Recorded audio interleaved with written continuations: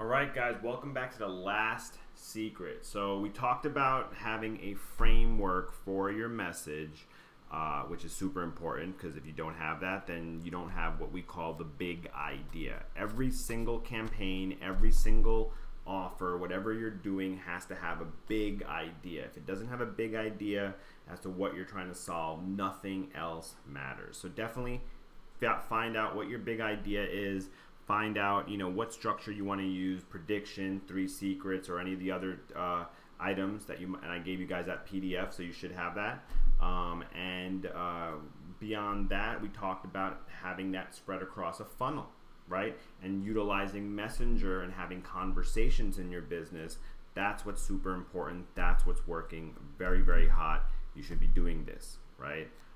The old models still work, but these new models is where it's going to be moving the needle. So now, especially if you don't have a lot of ad money as well. Now, the next secret, it's kind of tied into secret number 2, but really it's a different way of thinking, right? A lot of people out there, they come to me, a lot of my clients, a lot of my companies that I work with, and even the ones that are making multi-millions of dollars a year, they don't do this strategy. And this is really going to keep your costs down. This is what's really going to keep your audience highly engaged. So it's not just like you're a fly-by-night service, but you're really targeting the right people. And the way to know if you're really targeting the right people is you got to target the people that are interested in you, right? If you walked into a building and you walked into a room and you hung out with people that didn't really like you so much, how would you feel about that outing? That wouldn't really be a fun outing, right? But if you walked into a room and you associated yourself with the people that are interested in you, they want to ask you questions, they appreciate what you're doing,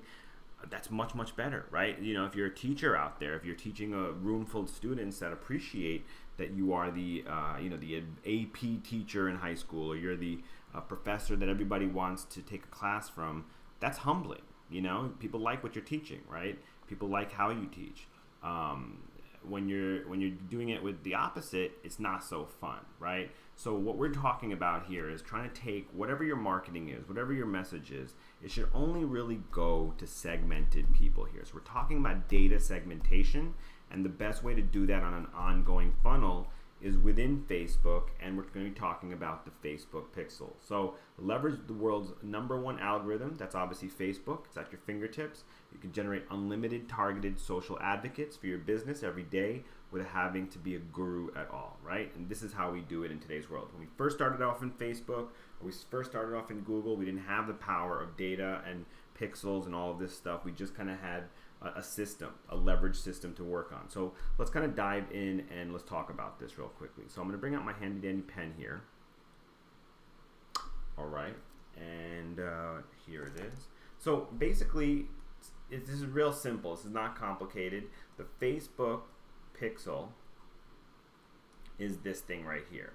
It's obviously a piece of code that you basically install in the header tag of whether you have ClickFunnels. It's a nice little section that they allow you to paste it on. If you have a WordPress website, nowadays you can even just add your long ID code for the pixel. But essentially it's a piece of code you can ask your developer. Within our school, we kind of have a staff that kind of does that for our students.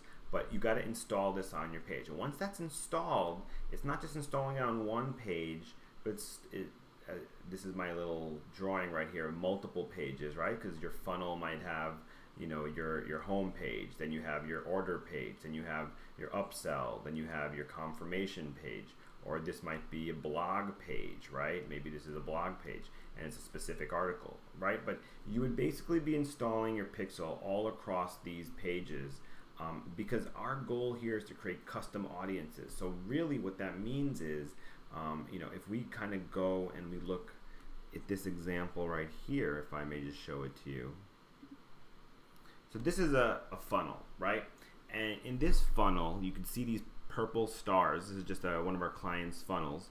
On each one of these things, whether it be his Facebook page, whether it be his Instagram page, if anybody has interacted with his Instagram page, we put him into one bucket. If anyone has actually commented on his Instagram page, we put it into another bucket. If anybody has messaged that Instagram page, we put them into another audience.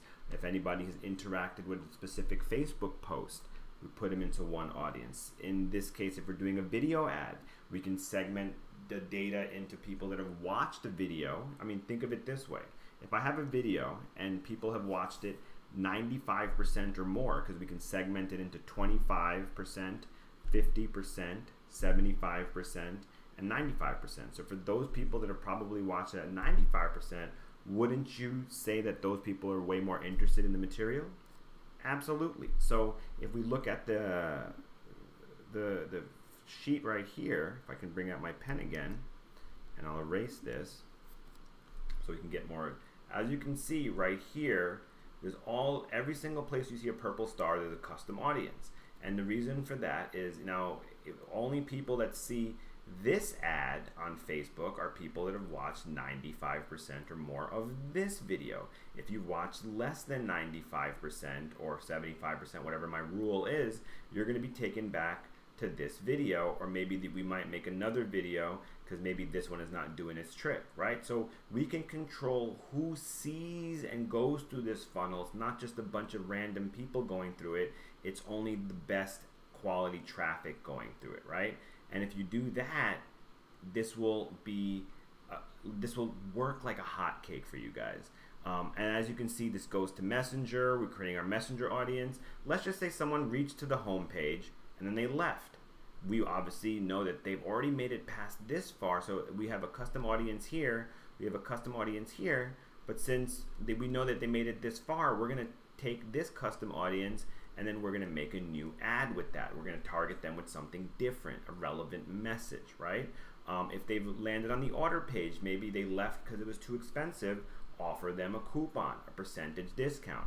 If they got onto the order confirmation page, then this is your most prestigious audience. And what we're going to be doing with this is, once we kind of have about 150 to 200 in any audience, then we can upload that into Facebook, and then they can make a lookalike audience. And we obviously get into this lookalike audience business more deeper into our coaching program. But essentially what a lookalike audience is, you can make a 1, 2, 3, all the way up to 20 million person audience based upon the data of these 150 buyers in this particular case, right? So the pixel that goes on this page is your purchase pixel. The pixel that goes on this page would be your upsell pixel.